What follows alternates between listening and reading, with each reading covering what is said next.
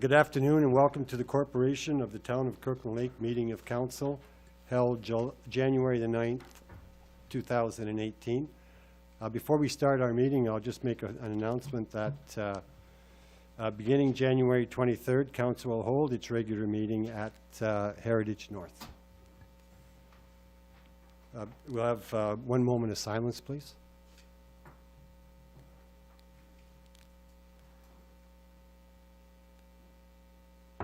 Thank you.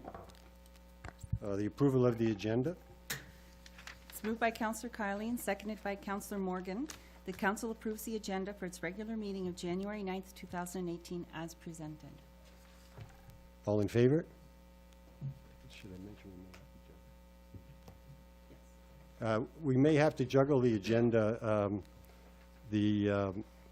John Hambeads from Promax Consulting, his plane landed late in Timmins, and he's en route. I don't know if he's here yet, but when he does show up, then we'll go back to petitions and delegations for Promax, but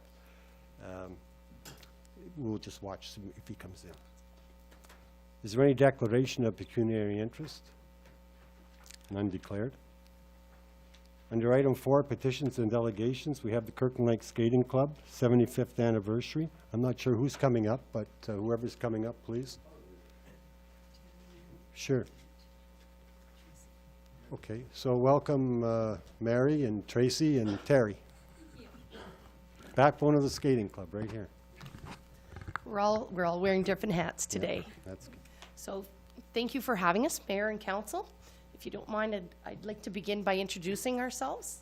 We are the mothers of a combined 9 children that have skated with the Kirkland Lake Skating Club. Some of you know I'm Terry Roscoe. I'm a former skater with the club.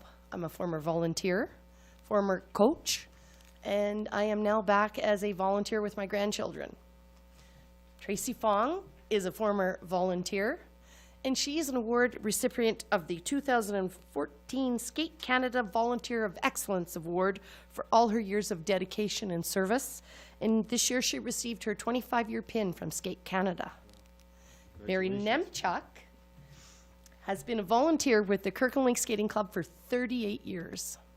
She has worn every hat that club has, and I know she has worn more than one hat at a time.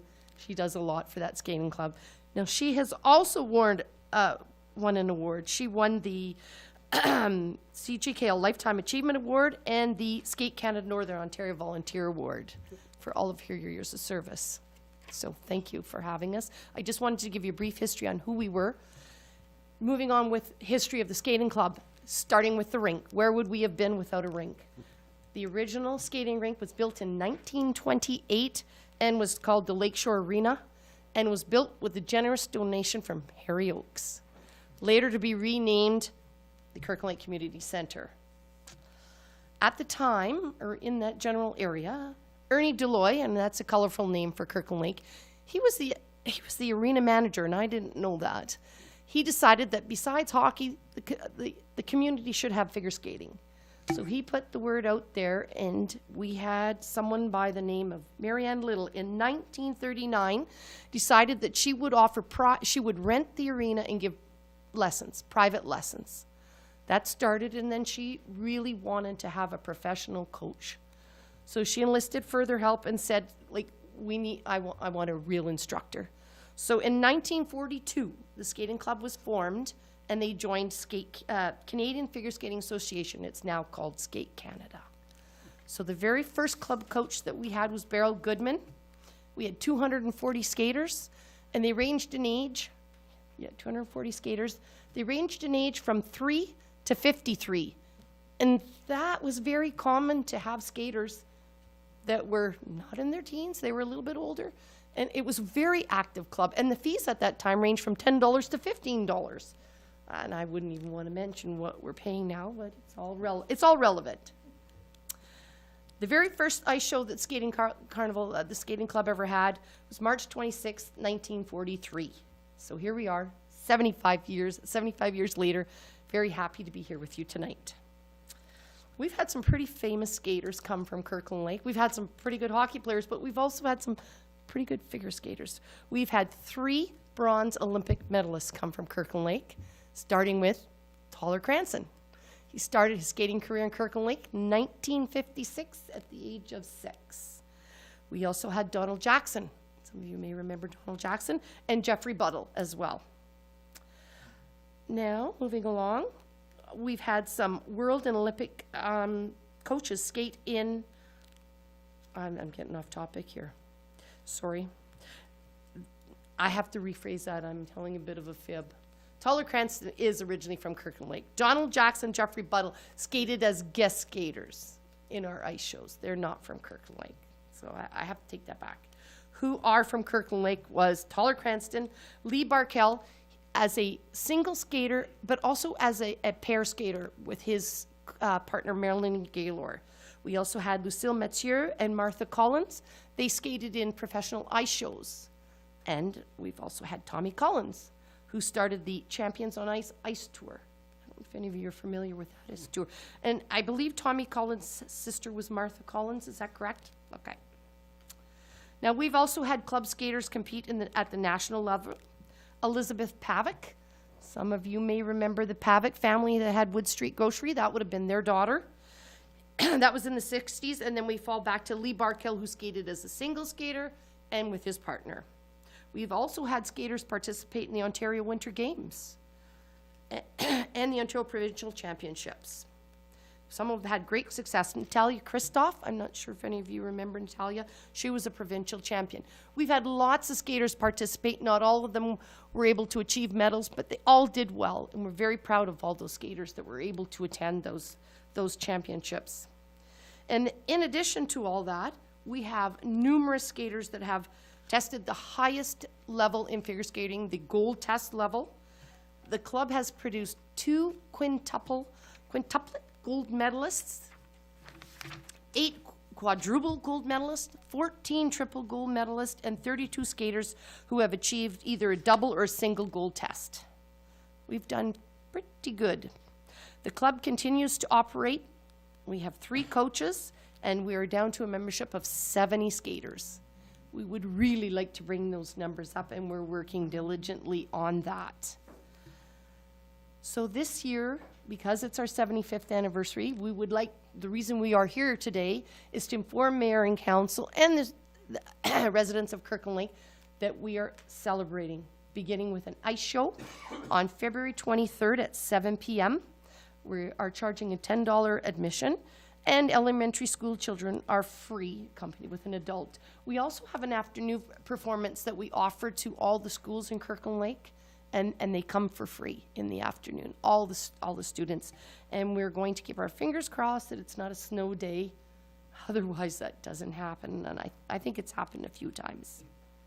So the Kirkland Lake Skating Club celebrates 75 years through the decades, is our theme for this year. We've invited former skaters to participate in this skating show.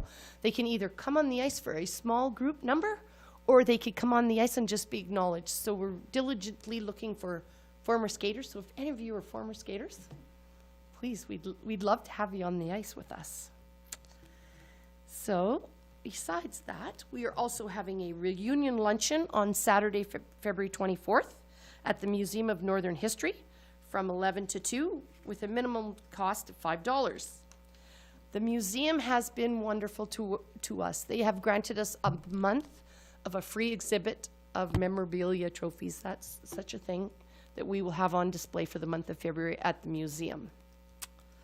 So, moving on to sponsorship, we're currently recruiting sponsors from the local business for the ice show. And we're here today to ask for support from the town of Kirkland Lake to help us support with this anniversary show that we're having.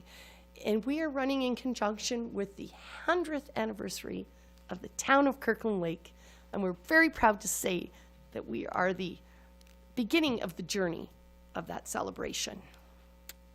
So we are also asking if the week of February 17th to the 24th could be proclaimed Kirkland Lake Figure Skating Club Week. If that's not a possibility, perhaps the day of the show could be proclaimed Kirkland Lake Skating Club Day. Something along that line. So along with that is also a request for help with ice fees for that ice show. It'd be greatly appreciated. Does anybody have any questions, or did I miss anything with my, added a little bit more zeal with who actually skated in Kirkland Lake? I should have added a few more people. Tracy, you have anything? No, I think you would be actually surprised to see how many people used to skate. I know Tony for sure. I've been looking through some old programs, and your name definitely appears there. And I haven't gone through them all, and we don't have them all, but I wouldn't be surprised if some other names end up showing up there as well. In addition to seeking sponsorship, we're also seeking memorabilia. So if anybody yes. has any old memorabilia, we'd be happy to borrow it, or if they'd like to donate it to us, that would be wonderful. Ice show programs, pictures, trophies, awards, anything, even newspaper articles. We would love to have that. I think the two of you covered it. We did want to say that we do have a website and that it's updated quite often. If anybody's looking for any information, gladly, and the Facebook page, right? Yeah. Yeah. Councillor Kiley. Yeah, congratulations on very successful 75 years. For curiosity, what's the level of participation dollar-wise that you're looking for, or is it just the ice time and use of the arena? Can you clarify that? What we're looking Or- for? Yeah. For a donation? We would take anything, honestly. There are- If the council would grant us more than the ice fees for the day, it's going to cost us a little bit to get it up and running, but Do you have levels of participation? yes, we do, and I could provide that. I didn't bring it with me. I have, maybe Mary has something. I have it on my computer. I can email it gladly. Yes, we do have levels. There's a bronze and gold, and yes, that would be, we've started dropping it off at businesses already, so yeah. Yes, I can supply that to you. Okay. Good Thank luck. you. Thank you. We appreciate it. do It's well. tough times. We've already heard that it's, we're just gone through the 150th anniversary of the country, so that's, but, we would do anything. We've got to keep those kids on the ice, keep them busy. Yeah, Councillor Maino. I think at the beginning of the year, this council decided to not raise some fees and stuff like that, just as a matter of fact, in response to your 75th anniversary. So it's in motion already. I fully support your requests.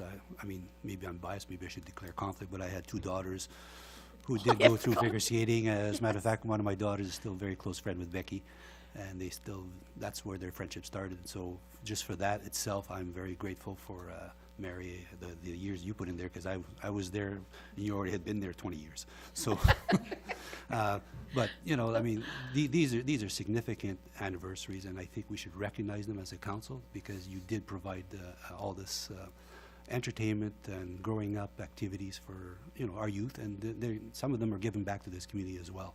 So in supporting you with the ice time, I would have no issue at all, because I think Bonnie can't do it from her own point where she is, in the position she stands. She's asking, you're probably asking this as a council, sort of more or less like overrun or overruling of the fees, and I would support that hands down.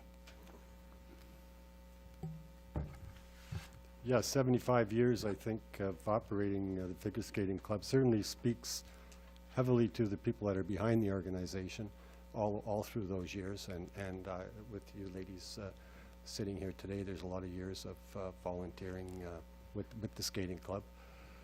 There was a lot more skaters then, for sure. At that time, my memory serves me correct, there might have been 20,000 people living in Kirkland, and of course there's more children and more skaters, but just shy of 8,000, it makes it, you're not doing too bad with 70 skaters. I'm just wondering, with the 75th anniversary, and do you have anything planned for, do you have anything in the works for the 100th? Will you use the 75th anniversary as perhaps a networking of trying to get more in for Yes. For the 100th anniversary, even though we don't have the ice during our celebrations, you know, I don't know what it costs, but we do have an outdoor rink, but I don't know how much that's cost to fire up in the summer for a celebration. But, you know, to me, it falls certainly, as Councillor Mino said, it certainly falls within our decision-making. But I see it as a good fit also for the 100th anniversary. And each year we put money aside for the 100th anniversary. I don't know if Wilf could speak to this. I'm putting you on the spot, Wilf. I am putting you on the spot. But is there anything you could add to how this may fit with our?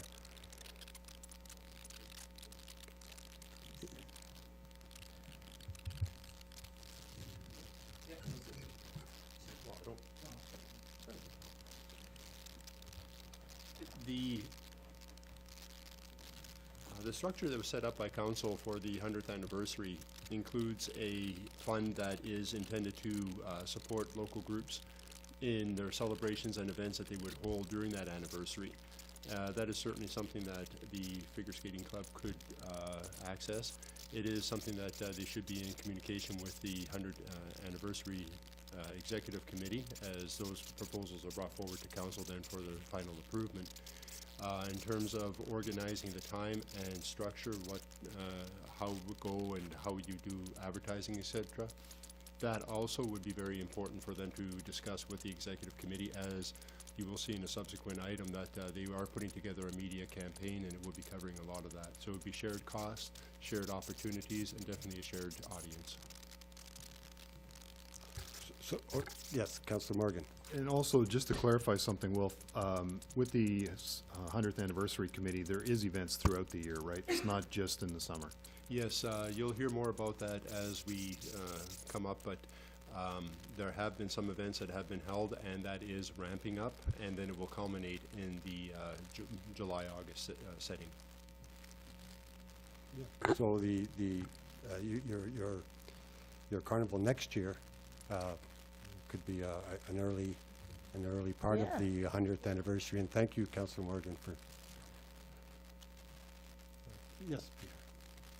Specific to this request Yes. for next month, you mentioned that you want the ice. The request is to have sponsorship for the municipality to sponsor the ice for one day. Yeah. You also had mentioned, I think, that you are charging an admission fee.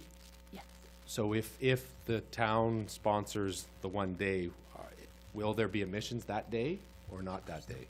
Yes, there will still be admissions because we still have the cost of the costumes and coach and the lighting and the music and Incredibly expensive. Yeah, I don't have the numbers in front of me, but it's thousands. yeah, yeah, yeah. The reason we put on an ice show is not just to promote ourselves to the community, but it's also for the skaters, so they can get an opportunity to get out there, show their parents, people in the community, what they've learned, and it's something that the skaters really look forward to every year, and it is an expensive thing. Not all skating clubs run ice shows because they are so expensive, but that is something that the club has committed to and always has run. So I guess if I could ask you, Wilf, is the skating club now better to communicate with the 100th anniversary through you in order to satisfy their request that they're asking of that free ice time, or is this something that council will? Now you're putting me on the spot. I can't speak for the executive committee. I basically just provide advice and guidance to them. I think that they definitely should reach out to the executive committee, explore this. Perhaps there be a combination of the two if they're doing something in 2019 that that is something you may want to tap, and then the dollars from the executive committee versus this celebration for their 75th. Perhaps that is something that you could be dealing with council.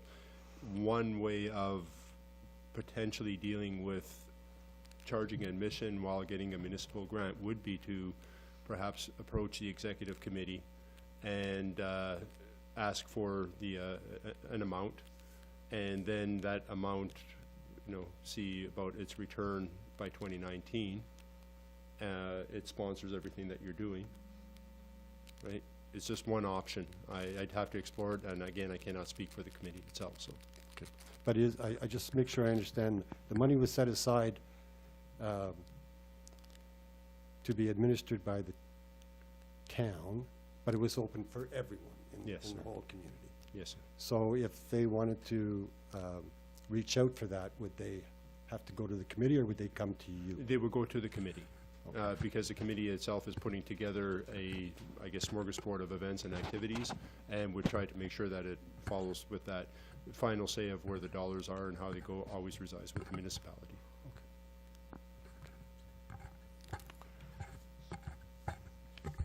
So I'm thinking for this request, I mean, I'm seeing support, I'm seeing some heads nodding around the table for their request here that council can approve or not approve. So maybe we should take that route for this particular request. Is that okay, Joe? Okay, so I have two resolutions. The first one is moved by Councillor Morgan, seconded by Councillor Kiley. The council declares February 17th to 24th, 2018 as Kirkland Lake Figure Skating Club Week in and for the town of Kirkland Lake in honor of the skating club's 75th anniversary celebrations. So that's the first one. That's the first one. All in favor? That's unanimous, thank you. And the second one is moved by Councillor Kiley, seconded by Councillor Morgan. The council sponsor the ice for the day of the Kirkland Lake Skating Club's ice show. All in favor? That's unanimous. It's carried. Thank you. Thank you so much. Thank you for coming. It's very much appreciated. And thank you for your time. We look forward to seeing everybody out at the Yes, show as well. 7 o'clock, February 23rd.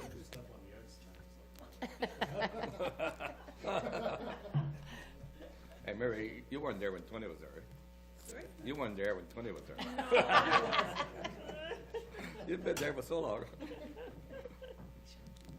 Hey, Terry.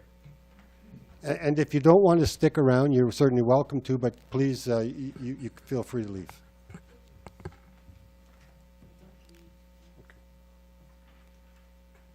I don't believe that Jan is here.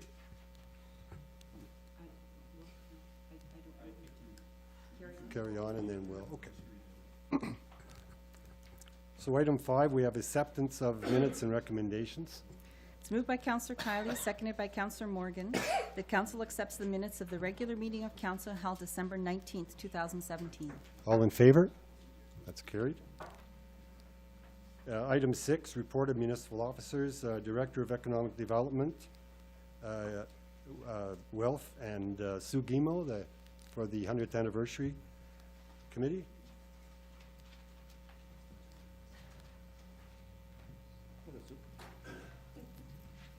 Welcome. Mayor, Council, thank you for having me. You all have a handout from our committee for 2018 events and 2019. Now, these are all, of course, events that we are working on. They are hopefully meet your approval. If you have any questions, of course, you can contact our committee. I'm available here or by phone, no problem. The reason I'm here tonight is because we want to start a big media blitz, and the cost of that for our executive committee is $10,000. We want to allocate the funds that were for this year, use some of those funds in order to pay for that, to get the word out that we will be celebrating the full year. We have events from January. Actually, our kickoff will be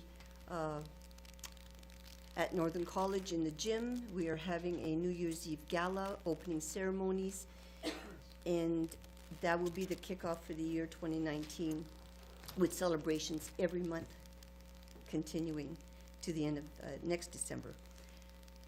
This year, we are having smaller events, just to get the word out that we are focusing on Kirkland Lake, and let everybody know that should they wish, of course, to participate, that they can contact us, and we will help in any way that we can. I think that was, Yeah, if I could just say a few words. As we approach the 100th anniversary, council directed that a committee, well, basically let the community take hold of this and run with this. We had a number of meetings. We had a very good turnout from the municipality, all aspects, user groups, individuals. And from that, an executive committee gelled that took on the task, the responsibilities of actually planning out what could happen, and as well to create a framework so other groups could come in, participate as necessary, and, you know, do what was within their context. These people at the executive committee have outdone themselves. I don't think that you will find it anywhere else in the north that a group that can pull itself together over a number of months, maintain that energy, maintain that level of commitment as these people have done. Now they're coming into not quite the final stretch, but pretty close to it. So you're seeing the development of a base agenda of different items. It's going to change. Things will come in, things will go out.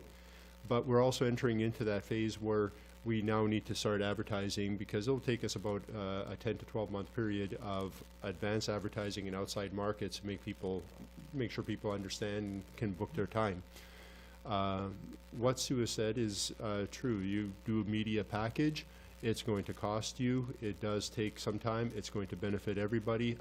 From my perspective, that is one of the goals of the dollars that were set aside by council to make this happen. To your recollection, $20,000 was set aside in 2016, 2017, 20,000, and the commitment from council, subject to obviously changing pressures, et cetera, are that there would be $20,000 per year into 2019 to ensure that there was a war chest there for the celebrations, but without one big hit on the municipality. And that was open to other groups. One of the things that I'm looking at is, can I put an application in for some kind of event support through the senior levels of government? It's tight, because they really need to see an economic development angle, and they just measure that by jobs. However, I think that if we can demonstrate that there's a fairly significant reach and what the impact on the local economy will be of 2 weeks or 3 weeks of celebrations, because I'll focus on one item, perhaps there's a chance we can get that. If we do, then your $10,000 media fund might go down to $5,000 or $4,000 as a hit to the town. Further to that, I would recommend that we approach, say, the festivals committee, because we can balance that between two different groups, show a greater buy-in. Perhaps we can move that dollar amount to our benefit. I don't say it's going to work, but it's worth trying, and I'd like to put that in. So. I did want to mention that we do have the executive committee, but we have two other committees. We have a communications committee, and we also have a legacy committee who is still working on having a gold coin. They're doing a picture book, and they have other things in the works to do with the students, all schools in Kirkland Lake. So just to let you know that there are other things in the works. I just speak on the events committee as I sit on that. She's underselling herself. She's everywhere. Yeah. Councillor Kiley. Yes, Sue, congratulations on well-organized Thank for you. getting out of the gate. Just curious, I noticed on the $10,000 package, the advertising relates more to Kirkland Lake Northern News and the Timmins Press. Is there any consideration for our friends over on the Quebec border and, say, the Tri-Towns for advertising? That will come with the communications committee. That's under their umbrella, and they are working on that Okay. now. So that will be coming in the near future.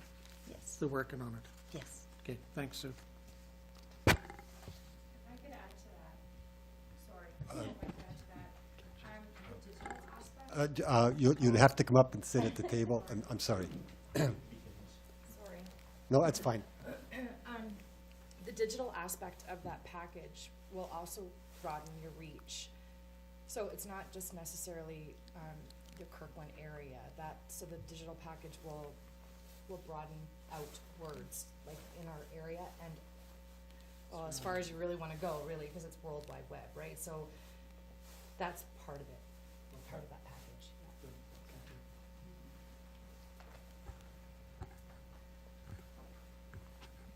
Councillor Roman.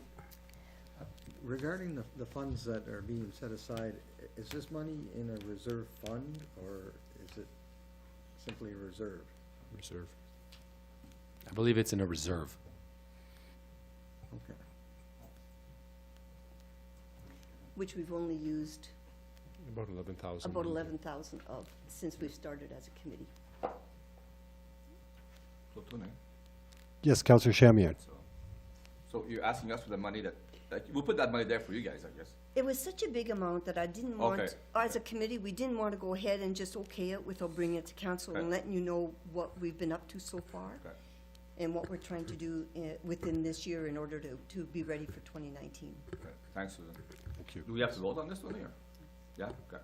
Councillor, yes, Councillor Mino. Sue, just to clarify, so Yes. 4 years at 20,000 would give you $80,000 to manage, Yes. right? That was my intention anyway when That's I right. brought it up, it was to Yes, see the project. Now, in this report here, it says to forgive the amounts used to date. So would it be 80 plus that forgiven amount? No, that would be part of that, Oh. that 80. Okay, so you're Yeah. just basically reporting on your expenditures to date, and you're That's asking for right. council to formally sort of That's right. endorse it.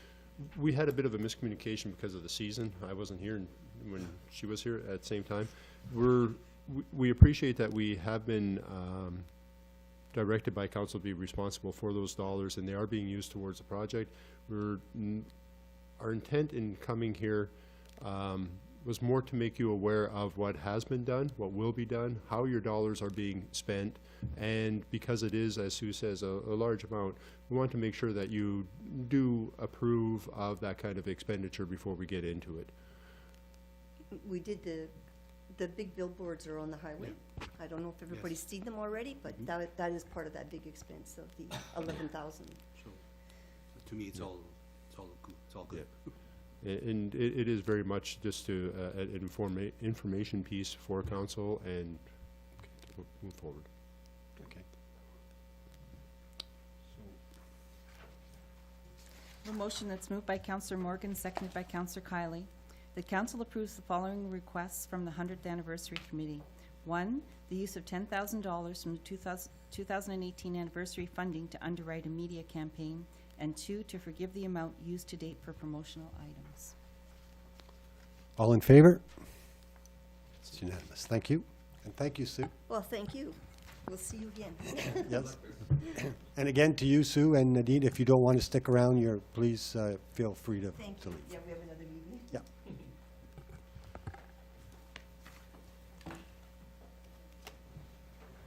So, yes, yeah.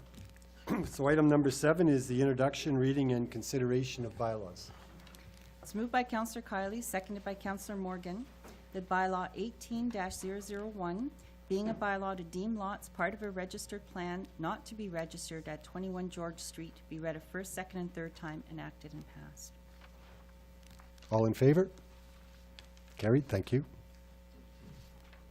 It's moved by Councillor Morgan, seconded by Councillor Kiley, that bylaw 18-002, being a bylaw to authorize mayor and clerk to execute an agreement with with Northern Ontario Development Program Funding Agreement with FedNor, be read a first, second, and third time, enacted and passed.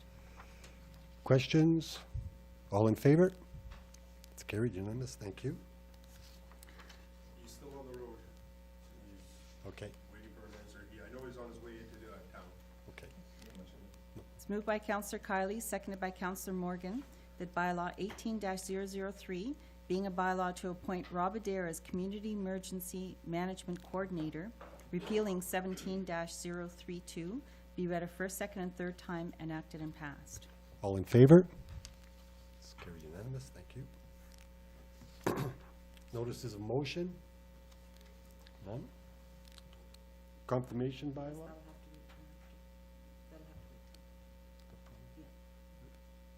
So, He's on his way, it's up to you whether you Yeah, want but to. like, is he on his, Like, I guess, is he on his way from Chapeyu's or from Sessaganiga? Shortly after 3, so he should be here any minute. I mean, he's just not answering, hopefully because he's driving. 5 minutes? 10 minutes? You should be here already.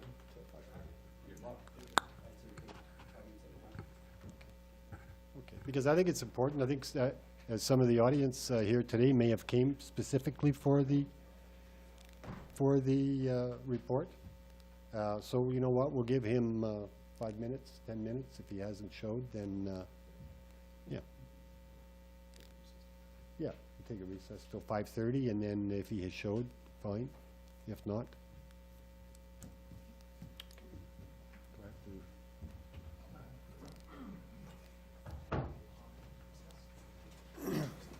I think in the 14 years I've been here, this is the first.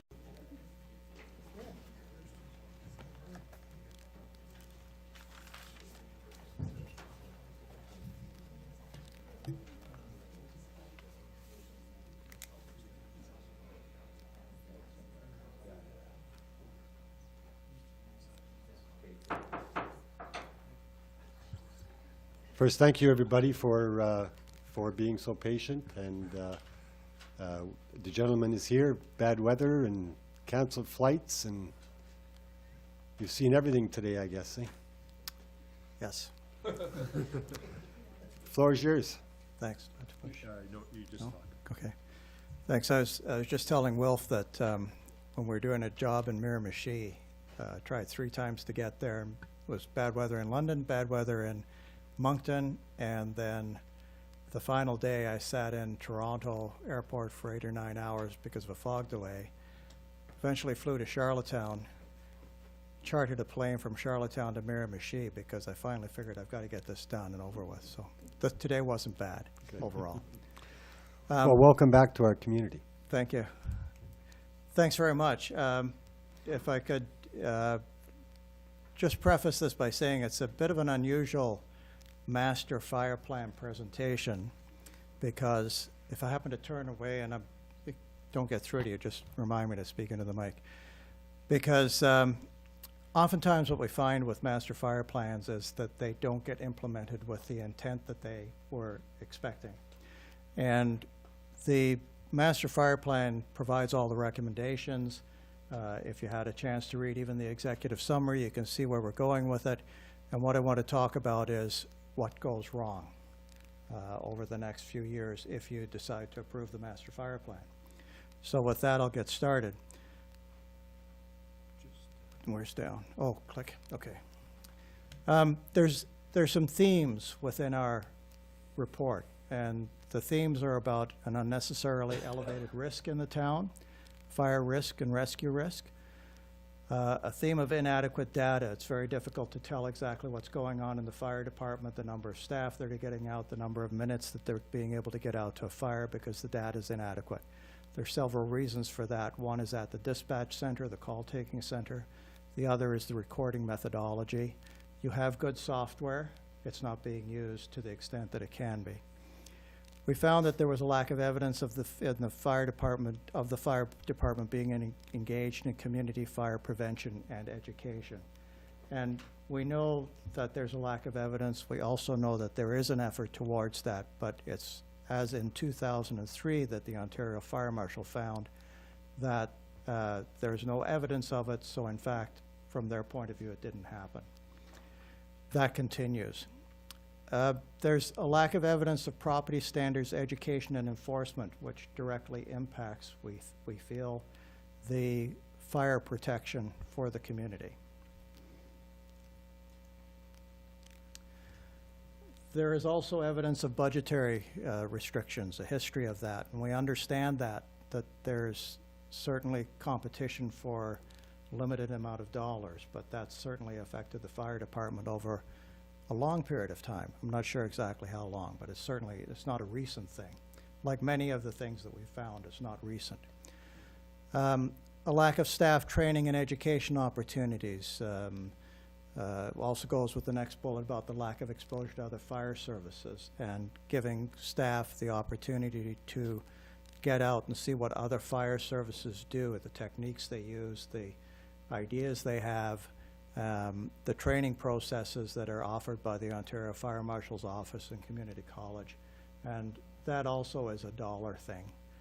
So staff aren't able to get to those to the extent that they should. And there's inconsistency in internal staff training methodology because the platoon chiefs are responsible for their platoons and they do their best job possible.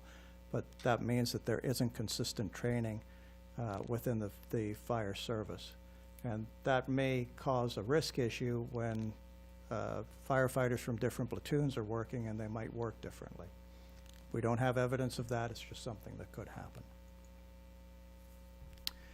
There is the evidence of the need to replace apparatus. The apparatus you've got is pretty old. We understand that fire trucks don't necessarily have to be replaced as frequently as your personal car. They don't travel a lot of miles, but they do go through some pretty heavy-duty cycles. And by the end of this 5-year master plan, assuming you approve it, I think the platform truck, the aerial truck, is going to be about 35 years old. That's pretty old. The fire station, it's an 80-year-old building. It was built for fire trucks in the 1930s and 1940s. And certainly there's been some renovations and some improvements, but as identified in the plan, the floor at present can't support the fire trucks. Certainly it's not going to fall through imminently, but I'd certainly, if I was the fire chief, I'd have a concern about the liability of parking trucks on that floor. There are opportunities as one of the themes to increase the fire department's value to the community. The fire department should be doing a lot of education. The fire department can also take on some of the property standards issues because a lot of property standards issues are actually fire issues. And you know, overall there's a need to reinvent the fire department, which isn't something that's unique to Kirkland Lake. Fire departments are finding that there's fewer and fewer fire calls, so they have to become a different animal. And there's a chance to reinvent the fire department and turn it into an educational opportunity. So, I wanted to talk about the possibility of success of implementing a fire plan, and it's pretty low. Not just in Kirkland Lake, but a lot of places, but this is Kirkland Lake we're talking about here. One of the things that happens is that you get an organization saying, yes, we approve the master fire plan, go do it. And so they turn to the fire chief and say, go implement the master fire plan. But the things that happen is that there's a lack of preparation. In other words, it doesn't just happen like that. It's very difficult to implement. And there's often insufficient time and funds allocated for planning and developing a strategy, because that's part of the master fire plan. You have to take the time to plan for the plan. There's a lot of work to that. Oftentimes what happens is that councils expect that the fire chief or somebody will be able to take that on.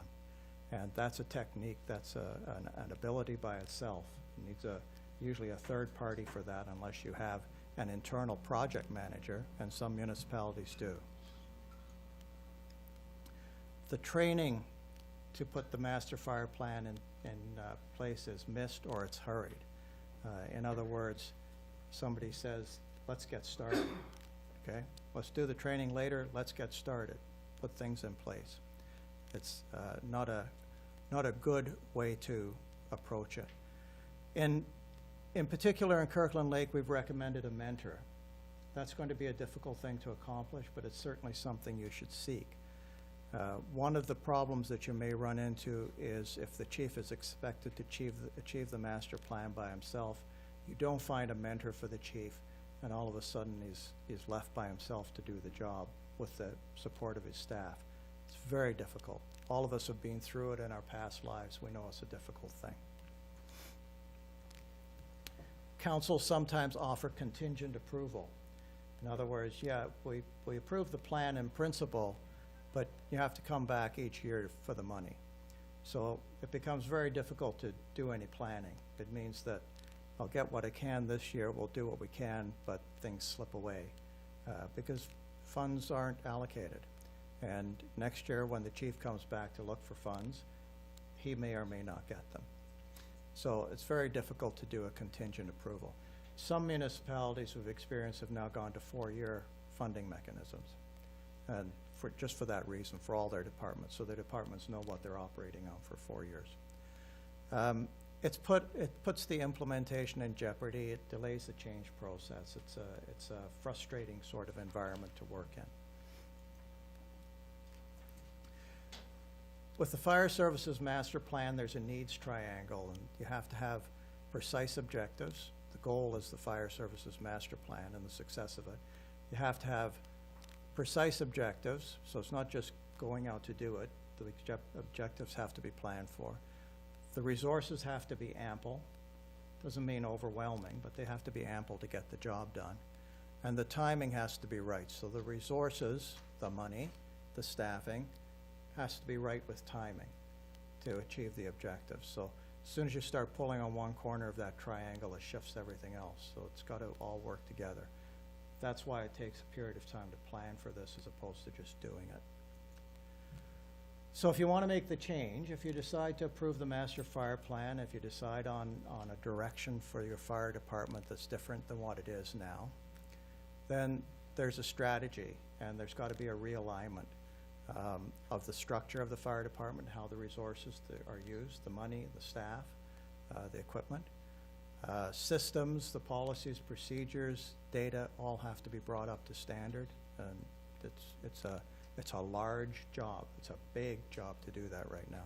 We didn't recommend it in this plan. In some plans, we recommend that services bring somebody in to actually do the policy writing, because it's a technique by itself, sort of like a technical writer that you hire sometimes. We often recommend that. There's a leadership behavior that has to come into play. In other words, the mandate from council has to be passed down to the CAO, has to be passed to the fire chief. It has to be responsibility, and it has to be monitored.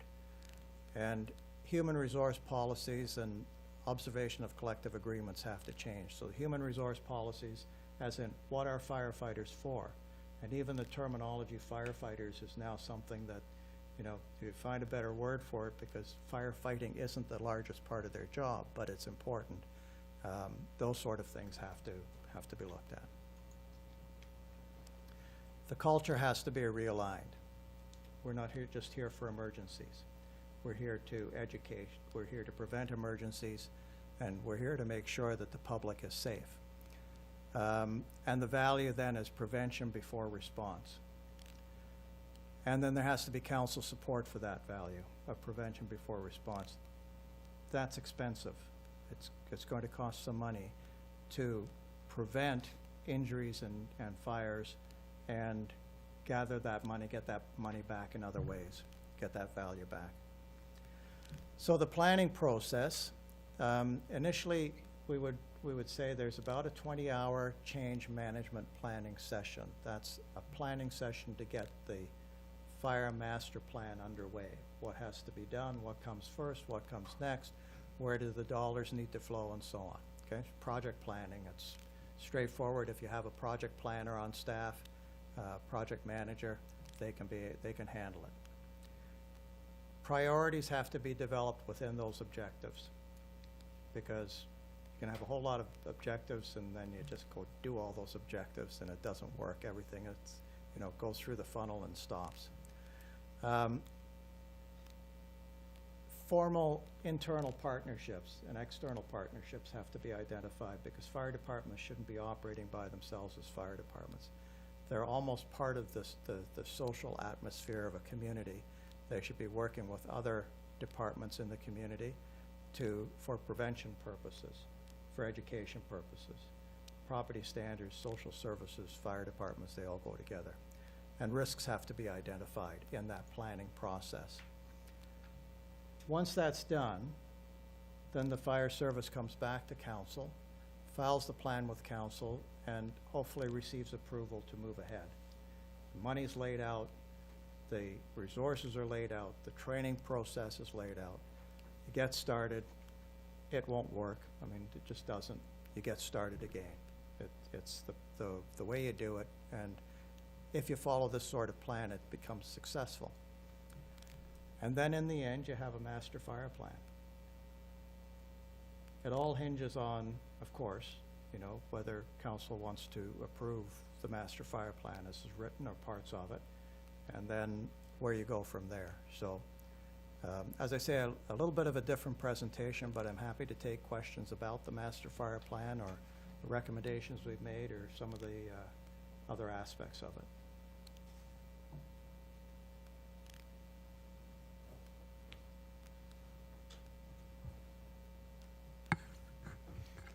Councillor Morgan. Thanks very much, John, for the report. Obviously, there was a lot of work that went into this report, and I certainly appreciate that. I just want to preface my comments with acknowledgement that Rob is new at being the chief, and very little of what's bad about this report falls at his feet, I think, anyways, and so I'm not holding him directly responsible. But going forward, obviously, it does fall at Rob's feet, and he will be, you know, implementing this. There's no question I have mixed feelings about the report. I'm, you know, I thought we were, you know, the sort of the perception on the street, and I was one of the people who perceived that we were, you know, fully staffed, and that if anything, we were doing more than we needed to do. So to find out that we're not is disappointing. But I was definitely one of the people who hoped to more closely align Kirkland Lake with what, at least what is the perception that other municipalities and what the level of service that they enjoy or have implemented. You know, a lot of municipalities our size have a higher complement of volunteers, and I was really hoping that we could take advantage of the you know, several retirements that we've seen in the last few years and going forward, and not have to eliminate anybody, and more closely align our municipality with what is perceived to be a level of standard that's accepted by other municipalities. And you know, if I'm wrong, then, you know, I'll certainly acknowledge that. But I think this is an area where the province needs to maybe get their head out of their behind and implement a strategy whereby all municipalities have the same level of service. And either the other municipalities who do not have a full-time fire department are forced to implement one, or vice versa. And I think there should be more consistency across other municipalities. And I mean, I know, you know, you may say that that's not our business, but in reality, in this part of the world, it is our business, in the sense that if other municipalities have an unfair financial advantage, then it does affect what businesses look to Kirkland Lake and what businesses don't look to Kirkland Lake. So that's really the root of, you know, where I was coming from.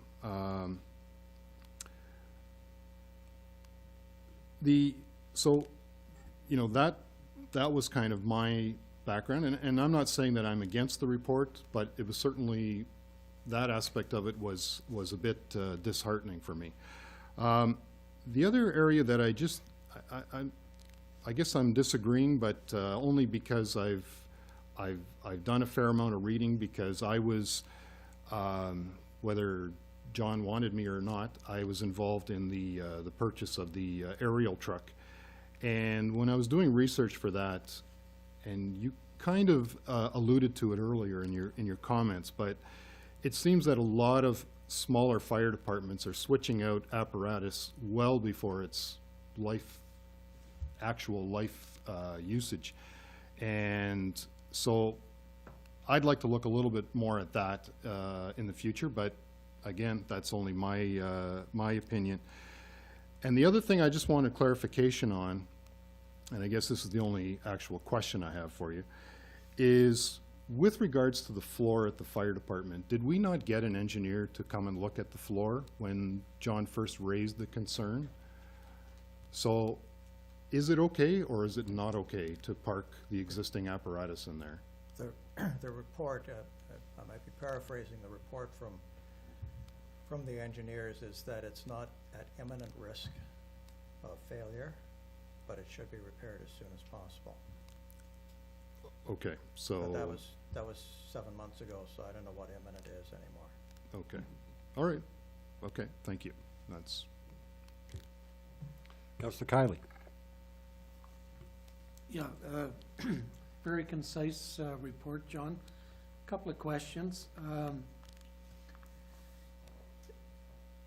Would it be advisable for like a subcommittee to be formed of some residents, possibly some retired firefighters, a member of council, to help in this process? Because my experience on council here, and I think I can speak for everybody, that over the years, we weren't very well informed what was going on at the fire department. We relied on the previous administration, and a lot of these things that you pointed out, concerns, happened or should have been dealt with over time. So one of my suggestions is having this committee work with Rob and that mentor before it even comes to council.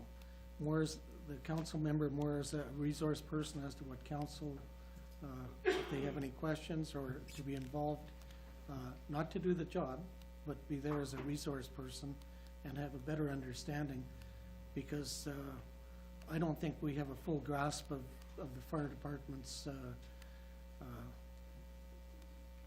designed usage, and you've pointed that out for not just prevention and fire protection. There's a lot of different things that can be done with the fire department. So that's one suggestion I have. I also note that I went to the provincial government website today and looked at the number of fire departments and firefighters across the province. And in the province of Ontario, there's only 32 full-time fire departments. There's about 190, I guess what we'd call composite fire departments. I believe that's what we are. And 226 volunteer departments. They also mention one Northern Protection Department. What is a fire prevention, Northern Fire Protection Department? What is that? Is that forest fires? I think so. I'm not sure I can answer that one. That's probably, better answered by one of our fire chief subject matter experts, unless, Rob, can you answer that? I would have to look that up. I'm not sure what they're referring to there. Yeah, and I don't know if they were referring, if that's Kirkland Lake, because I don't know what it's supposed to mean. That's why I was curious. It wouldn't be Kirkland Lake. Kirkland Lake would be one of the composite ones. Yeah. Yeah, it said, that was under the composite departments. That's right. The number of full-time firefighters in the province is about almost 12,000.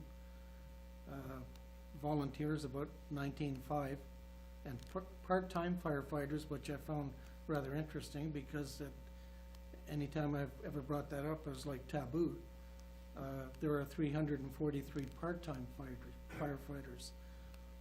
Why? I know we have a union contract, but how do firefighters work part-time?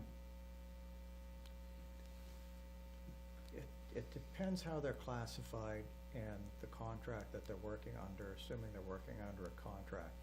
But they can work as, in the same manner as full-time firefighters, but they're not scheduled for, the sort of the 40 hours a week, whether they work on 12-hour shifts or 14s or 24s, the nominal 40 hours a week. They might only be scheduled at 20 or 24 hours. It's not something that's very common in Ontario. It's quite common in other provinces, British Columbia and Alberta and so on, for example, out west. Because one of the retired firefighters said that the reason why, one of the reasons why we have so many firefighters on that sunshine list, the 100,000 plus club, is that we did not have enough bodies or numbers of firefighters to fill in during vacation time. So a lot of, and maybe Rob can verify if that's correct or not, that these people are taking their pay in lieu of vacation time, which drives the price up somewhat, I guess. But mind you, you would have a replacement fireman, but is that a fair comment, Rob? What's your comment? Well, the comment was basically, number-wise, body-wise, we didn't have enough firefighters to, if two people wanted to go on holidays at the same time, I'm just using that number, that we couldn't facilitate that, so they were taking their pay in lieu of time off. Some of them ended up doing that, yeah. Like, we ran all 2017, one firefighter short, and then we had a retirement, so Yep.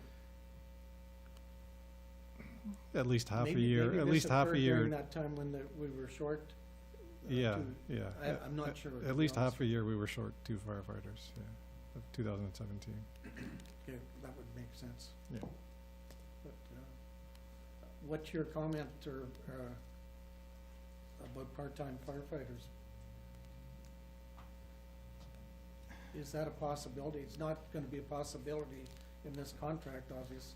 You would have to Something has change, to be you would have to change the collective agreement for that to happen. And there might be some confusion between volunteer and part-time, like, some people use the term part-time, some people use the term volunteer, referring to the same person. Well, this report on the website from the provincial government separates volunteers from Yes. part-time. Yeah, but like, I don't know of any fire department, honestly, that does have part-time, and it could be out west, as you said. like, it all depends how your agreement is structured with the volunteers. Like, you could have volunteers and pay them by the hour for when they go to the call. So you would more likely consider them part-time, not volunteer, right? Like, Well, I think it's even the something that has to be yeah. investigated further, because we don't have enough information, And even the volunteers we have, whether it's even possible. they receive a check from the town, so, like, you're just splitting hairs, whether they're actually a volunteer or part-time, right? Just putting another name to it. Yeah. Yeah. Like, they're not doing it for free. I just have one other comment, John, and it's, don't take this personal, but, basically, in this report, it was critical of council for, it seemed like they were more interested in saving dollars than the safety and protection of the community, and I don't think that's a fair comment. There's nobody in this room that is going to, devalue anybody's life or put, money ahead of, saving somebody's life. So I know it wasn't meant to be, I just didn't like the wording. I didn't think it was a fair comment. We do support our firefighters here. Good, thank you. Pleased to hear that. Thanks. Thank you. Councillor Jamiard. Yeah, I'll follow on Pat's here. When we were presented with that report last time, was it a couple of years ago, I guess? Because it was a previous chief. And we, Yes. Yeah. We really questioned him about how many people he had working and if he had enough, and he told us, oh no, we have enough. We should be okay, because like Pat said, we would never let it go ahead if we thought it was dangerous for anybody. And it started coming out after a while that we didn't have enough workers, people couldn't take time off, people have to work too many days, and then they wouldn't take the holidays, they would have to get paid instead, and it started coming out. But we sort of knew before, because there was not enough people working there. But he had promised us, he had the plan to cover people, and so anyway, that was not surprise. That was not a surprise for me. The thing I want to talk more about, John, is that you said that firefighters should be more involved in the community. We tried that before, and it didn't really go that well. But we have a new chief now, so that might be easier. But the collective agreement also comes into play in this. Like, should that be negotiated before, or is there some examples that, Can I go back? Yeah. Back? because for example, John, we have a couple of parks around town, I don't even know if they could do that close at 10 o'clock, for example. So would the Yeah, that's good. would the firemen go over there and lock the park if they're, No, that's not what we had in mind here. I mean, one of the things is changing the culture, but yeah, that's what I mean. we don't see the firefighters in the role of taking care of, I mean, you use the word maintenance, and I don't mean as maintenance workers. No, yeah. But locking the park and things like that. Where we see it is firefighters being involved in planning with social services. Who are people at risk?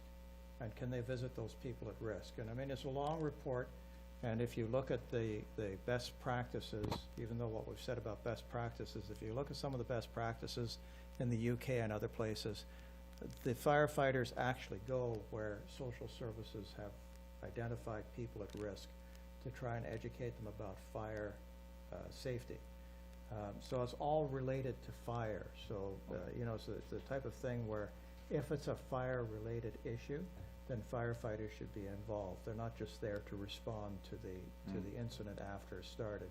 The ideal is you never have another fire. I mean, we all know that's highly unlikely, but if you've read the news since Christmas, the number of people that have died, you know, in Whitby in fires and in Nova Scotia, and we have clients in each of these areas, you know, we talk to them about these things. And what it is firefighters are not responders only. They should be helping to prevent those things, and that means working with social services, other agencies within the community, the OPP, you know, the union should be involved. Everybody needs to take on this change to prevention and a new methodology rather than just responding. Councillor Kiley. Yeah, John, just one other comment. In that meeting, I believe Councillor Morgan and myself were at, and there must have been one other councillor as well. It was the preliminary discussion. We were a little bit in shock, but it is what it is. But you told us we needed a new fire department, or new fire department building, fire hall. And you quoted a figure of $4 or $5 million. And in this report, it does, it goes something similar to that, a 10,000 square foot fire hall at $200 or $400 a square foot. Like, I talked to a contractor and they thought, what, are you building a castle for 400? It seemed awful high. And I don't know if that's was including the price of land and like, we don't need a Taj Mahal. Yeah. So 400,000 was quite was a shock treatment for us. And yeah, it scared the crap out of us. There's no question about it. Yeah. When you talk to contractors, they're gonna talk to you about the building cost, the putting it together cost. Yeah. There's architect's costs, there's engineering costs, there's all those rest of those things that come into Some it. cost. So we're better off. I'm not sure that we're high, quite frankly, because we, as I say, we do this in a number of places, and we've seen what comes out of it and how much it costs, and oftentimes it costs more than we estimated. But it's better for us to say all in, Then plus the cost of then land. lowball it. This is it, instead of saying, you know, $2.8 million, and you find out, gosh, it's $4 million. You told us 2.8.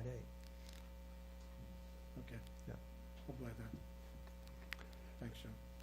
Councillor Mino.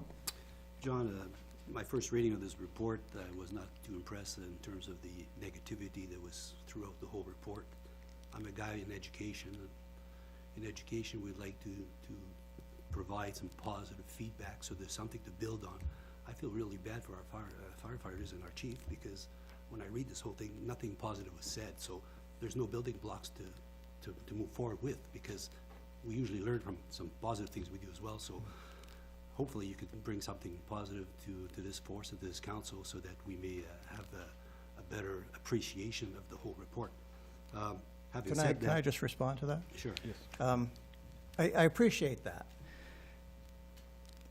There's a little positive, you know, and I think sometimes you have to come out and say there's a little positive here, because by itself, that's positive. Somebody's got it out on the table, it's time to fix it. And if council supports the fire service and gives them the opportunity to change, I have no doubt that firefighters want to change things. I mean, that's what they are, that's what they do. They're type A personalities. So I apologize if it was negative. We realized it was negative. We talked amongst ourselves in the group. I mean, we've got 5 people who are fire chiefs or ex-fire chiefs, and they said this is the report under these circumstances. Other places it may not be the report. Unfortunately, it's quite negative. It's realistic, and we think it's fair. You know, I'm willing to discuss that further, but Well, the report's done. That's my comment, because Yeah. my read did not prove to me, it's an interesting read, for sure. It's very statistical, it's very complete, and I like to move forward with that report in hand. And just looking at the personal aspect of things, where people need to be a little bit more, these people they're professional firefighters and all that, and if they were to read this, they would feel, well, demoralized, I would believe. So I'm just throwing that out there. The report's done. I'm a big boy, I can take it, but in terms of the writing aspect of it, that's where I was not pleased with it. I appreciate that. The report mentions that a 2003 fire marshal's inspection. That's a long time ago. Yes. And does not the fire marshal follow up on their visits? Like, and the health unit will follow up on their visit, they'll come back and check things done? I don't see any evidence of having been a comeback. So Yeah. the fire marshal's office is very responsible for not ensuring that we move forward with our changes and to adapt to the comments that was made to 2003. Yeah, this again would be better answered by, you know, one of the fire chiefs or ex-fire chiefs in the group, but the legislation sets out the responsibility for fire services, the jurisdiction having authority, which in this case is Kirkland Lake. So from a legal point of view, it's the town's responsibility, yeah. not the fire marshal's. The fire marshal does have the right to offer suggestions, and it does have the right to actually go as far as trying to effect an order in council. Yeah, that's under the act. Yeah, under the act. Yeah. But they don't have to. No, but they Any more didn't. than any municipality doesn't really have to do very much except make sure that there's public education and prevention. Yeah. So, yeah.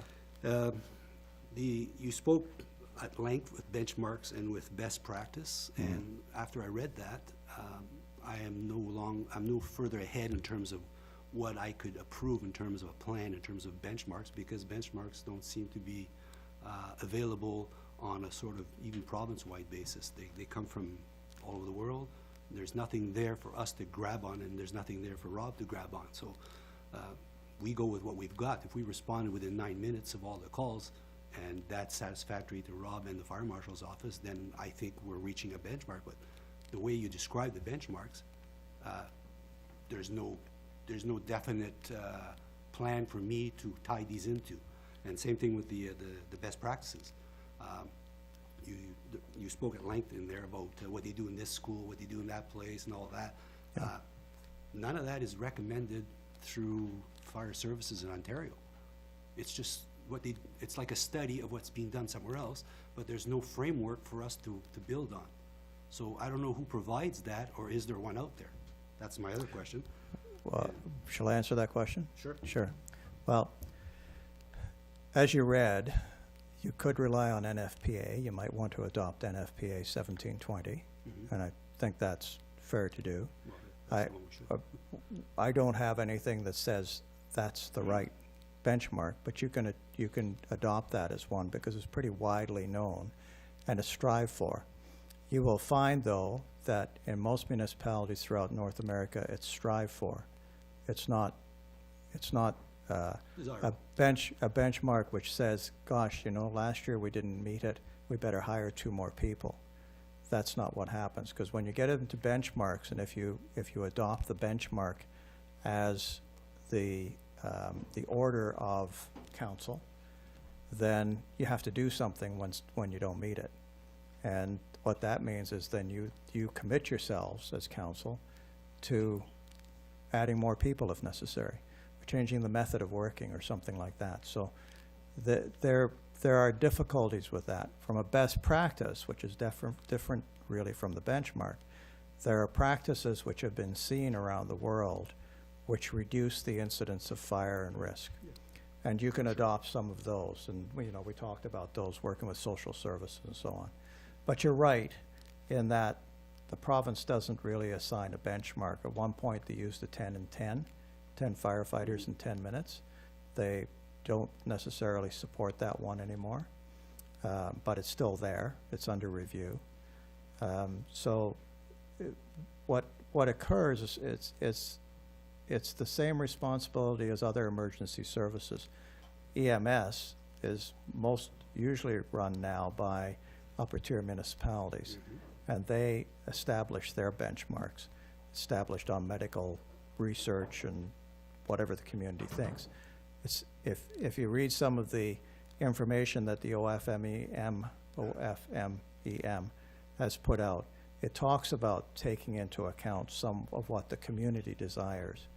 But you're absolutely right. It's up to the town, any municipality, to determine what they want as the response standard for their fire department. In many cases, communities don't have a response standard. It's best effort. And there's some jeopardy in that, but that's what municipalities do, is weigh that jeopardy to determine what their standard's going to be. By not adopting a standard, you've adopted a standard. So there's always standards there. And so also in the report, you suggest that we hire a retired fire chief or somebody of that competence, I suppose. Yeah. To conduct this fire master plan, or to put it together, or No. to assist? No. And this doesn't necessarily have to be a retired fire chief. If there's somebody in a reasonably nearby municipality who's a fire chief or a deputy in a larger fire department who can assist, who can give ideas, just somebody to bounce ideas off, just have that sort of mentoring role, then that's what we're talking about. Now, in most cases, that's difficult to do because you can't find a practicing fire chief who's got time to do that sort of stuff.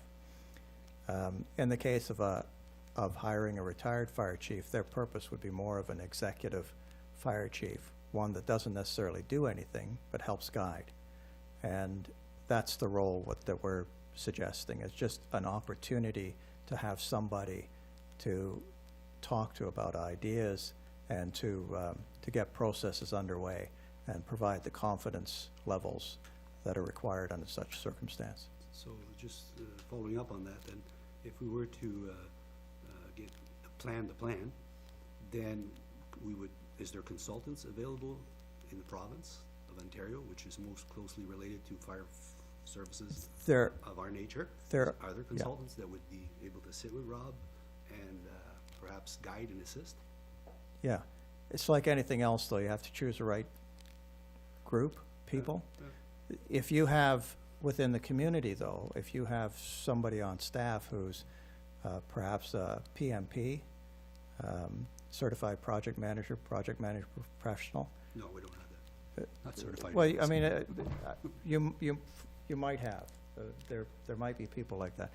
What it is really to understand how to put together a plan and then assist people through it. It's not to do it, it's to assist through it. Because if you do it for an organization, the organization isn't getting the experience as much, so. Okay, thank you. And I would bet there's somebody in the community, maybe not on staff, but there's somebody in the community like that. Okay. Councillor Kiley. Yeah, I don't want to hog all the time here, but on this report that's online from the province,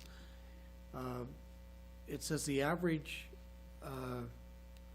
is one one firefighter per 1,000 population, which in our case would be 8. We have 10. No, that's not a benchmark, but that's an average, so, but what's your thoughts on that? You don't think it's realistic? Well,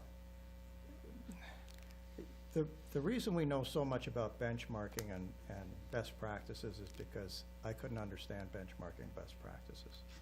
And what it got to was we started doing the research into that. And we spent a lot of time, a lot of dollars. We visited places like Manchester in the UK and Southampton Ambulance Service and places like that where they do this kind of stuff. They have staff, 4 or 5 staff in Manchester Fire Service who do the practice and assessment and so on. So the reason we got into all that is because we really couldn't understand what benchmarking and best practice was. They're words. People pick them up and they use them, but they don't know what they mean if you ever ask them to define it. Best practice is the practice that works for your organization. So an average of 8 or one per 1,000, that's an average across the province. Is it good for your community? Who knows? I mean, I don't think there's an answer to that. The answer in your community is that you have to do a full risk analysis. You have to do many of the other things we've talked about in the report. And then you'll come to a level where you say, we might need more staff, or we need fewer staff, or we need staff who do different things.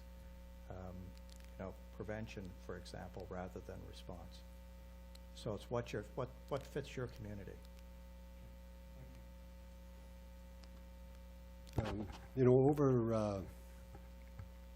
You've talked in your presentation about lack of evidence. I think it was evidence you used, or lack of proof. And I just want to make sure I understand that. Is this something like, you told us what you do, now show it to me on paper? Is that what? Is that lack of evidence? That's lack We of, may be doing it, but we're not showing it? That's Yeah. possible. So is that what you mean by lack of evidence? correct. Although we must say, and not to be negative, I just want to offer that in many cases, we didn't see it either. So, it's not on paper, it's not recorded. Not only that, we didn't see information that would lead us to say, well, you're probably doing it, but you really need to record it, so. Because, several times I'll see fire trucks in front of a multi-res building. They're not there to fight the fire, but they're there a lot of times to do inspections. So if we're doing that now, are we not doing enough of them as far as inspections? Or often I'll see a fire truck in front of a school. Yes. If they're not fighting a fire, are they in there talking to the students? So if we're doing that, are we not doing enough of it? Or is that something that we shouldn't do? No, it certainly is something that you should be doing, and we understand that that's happening. There's process. Is the information being provided at the multi-residence facility or building the same as the next platoon chief would provide? Is there a set of policies, procedures, methodologies? Is there a checklist that you have to check off that you assess standpipes, smoke alarms, carbon monoxide? Did you do all those things? And that's the type of thing that we're talking about. It should all be the same, within reason. The education should be the same. Is the education effective, and how do you know? Or should you be doing a different type of education? There's an argument, for example, that going to educate kids in grade 2 and 3 doesn't really do a whole lot of good. Certainly they go home and they talk to their parents about it and so on. Parents talk about it, and some parents take action. In Brampton, there was a good article written by the fire prevention officer in Brampton who made a very good argument in favor of educating adults, not children. Let the adults educate their children. And so they started to take opportunities to do that. Now they're researching whether that's really an effective means of doing education. So that's what we're saying. We know, certainly the chiefs talked about it, interviews with the firefighters, but there's nothing that shows that it's actually being done and it's being done consistently and the same methodology. That's a lot of a paperwork exercise as well, right? Yeah. It's like being certified as a certified person or a company that does machine shop work for the shuttle. So you have to have all the quality assurance and quality information in place. So we're lacking that. And, We're and you back. have to see that the effort that you're making is a beneficial effort. Because some of the information that we put in the report talked about let me get the location right, sorry, Australia anyway, where they found that their education process didn't seem to make any difference. There was no decrease in loss of life, there was no decrease in fires or so on. And what they concluded was it just wasn't being targeted properly. Not that it was a waste, but it's not targeted properly. So those are the type of things that you really get into. It's getting a little bit sophisticated. I'm not suggesting that that's where you need to be now. Maybe in a few years. At this point, it's getting on that path and doing it properly. It's a 5-year plan. Because when I see the visits to the schools, the inspections at the multi-res, or sometimes it's complaint initiated. But what I do see in our community is I see a lot less fires in our community today than we have years ago. I see a lot less fires overall in our community. I think this year last year we had one maybe, or like a big one like across the street. Yeah, I'd have to look. You know, so I'm seeing big improvements in that over the years. And I'm wondering, is it because of the effort that the fire department does when they're going to these multi-res places, or when they're going to the commercial places downtown, inspections and bringing them up to speed? So I see improvements in our community as far as fires. I don't see our community getting worse. We don't have more fires now than we had 10 years ago. We have much less fires, and I only assumed it was from these fine gentlemen out doing the education, doing the inspections.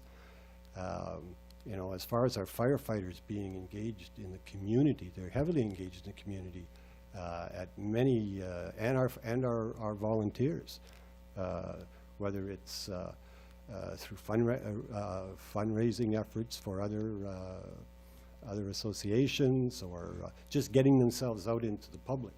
And you were sort of alluding to that in that we lack this. And I'm like, how much more can our fire department get engaged in our community?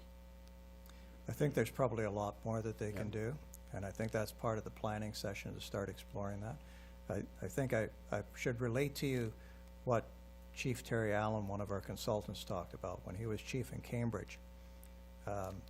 They put into place a very robust education process, visiting homes and, you know, knocking on doors, saying hello, just saying, do you have a smoke alarm?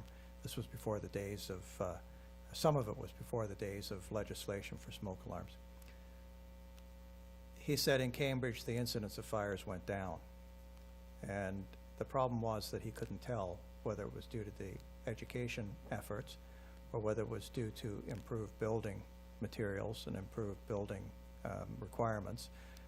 He said one of the big things was also self-extinguishing cigarettes that was legislated at that time. So they saw fewer fires related to smoking. So he wasn't sure whether it was their effort or whether it was other things. So what we're saying is that the records that you have or don't have can reflect all those things.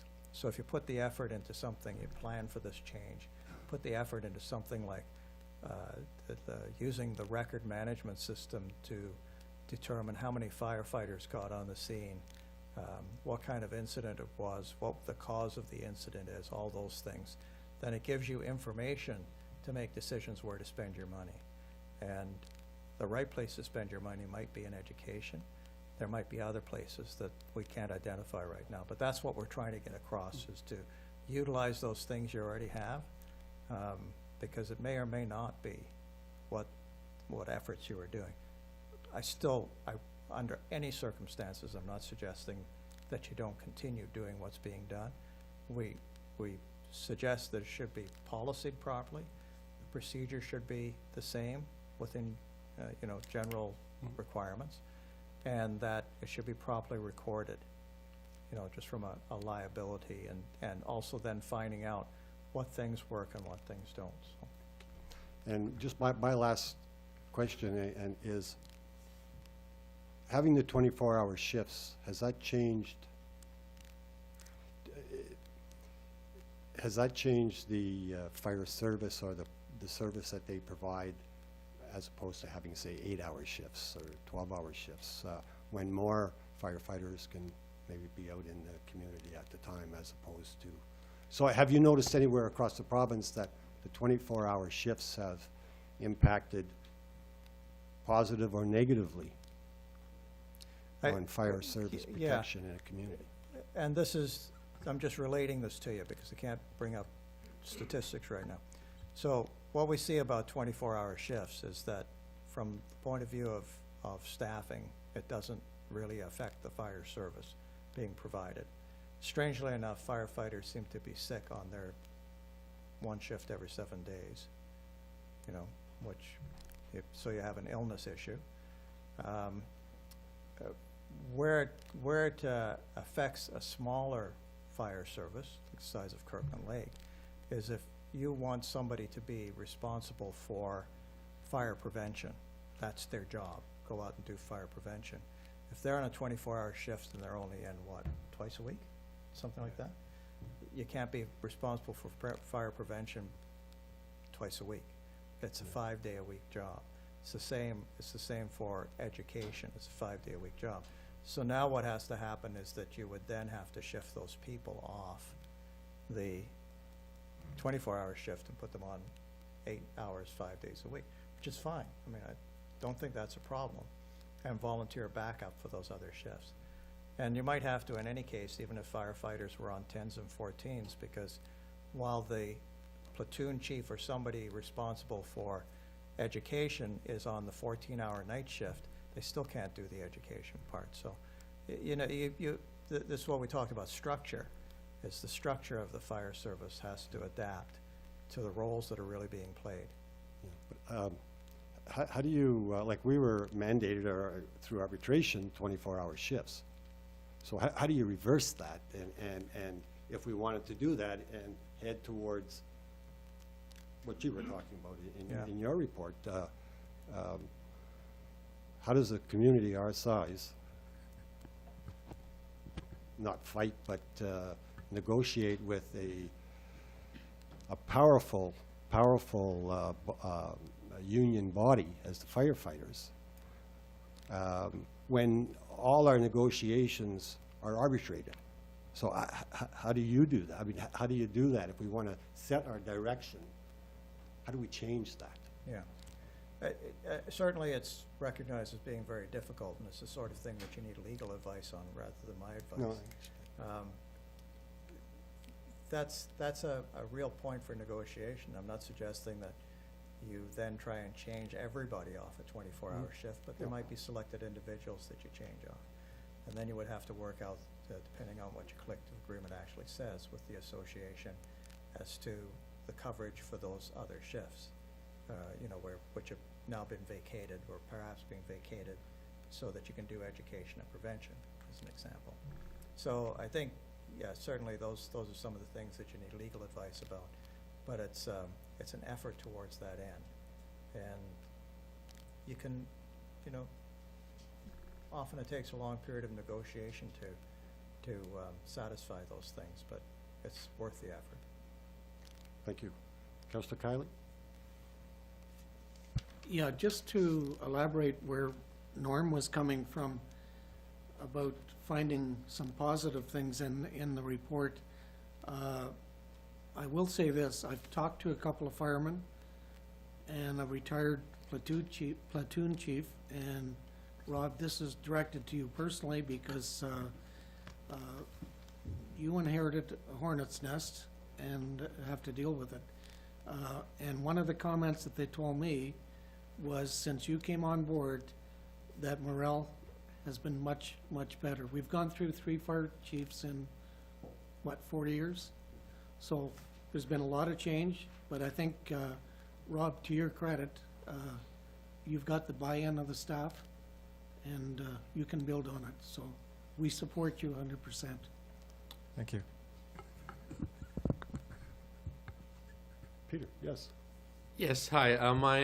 My question is about taking the time to plan, and particularly when and what role does the community have a say on the fire master plan from a public engagement perspective?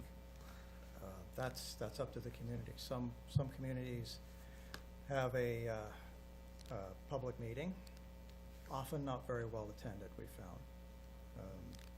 It's something that often members of the community expect, but they won't necessarily go out to the meeting. It's often well attended by firefighters and firefighters' friends and relatives, because it's important to them. But some communities have public engagement sessions, 1 or 2, and see what the opinions are. But that's certainly up to the community. It varies from one to another.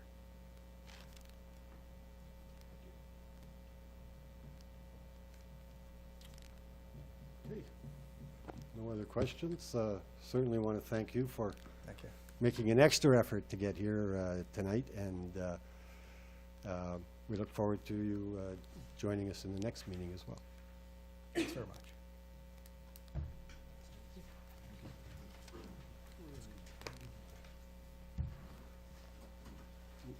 We're on number 9.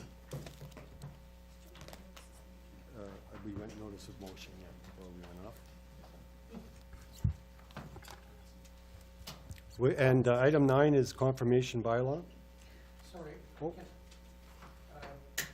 John, could we get a copy of your presentation? Could you send it to, okay. It would be worth sharing with the rest of the council just to kind of review it and digest it again. Thank you.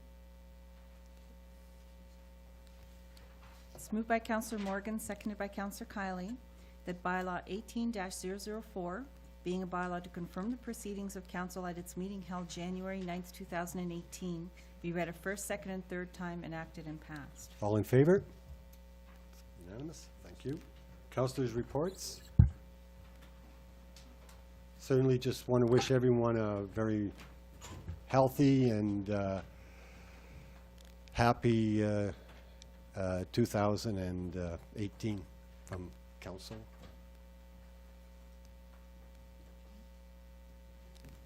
It's moved by Councillor Kiley, seconded by Councillor Morgan, that council adjourn its regular meeting of January 9th, 2018 to an in-camera meeting to discuss 1 possible land acquisition, 2 possible litigation issues, and 1 council training issue. All in favor? It's carried. Thank you. This meeting is adjourned.